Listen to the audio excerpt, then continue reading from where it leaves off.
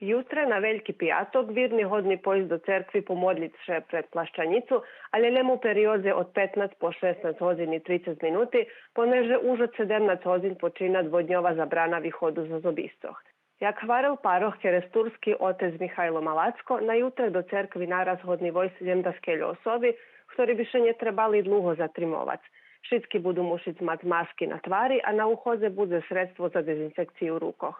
Uhodit će bude od Makovskoho šoru, a vyhodit na Veljki šor.